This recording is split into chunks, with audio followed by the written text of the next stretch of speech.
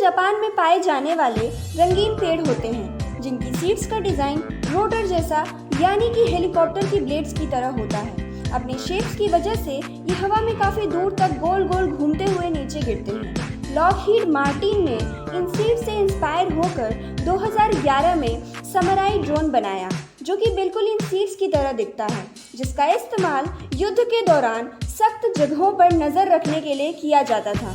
What an inspiration, right?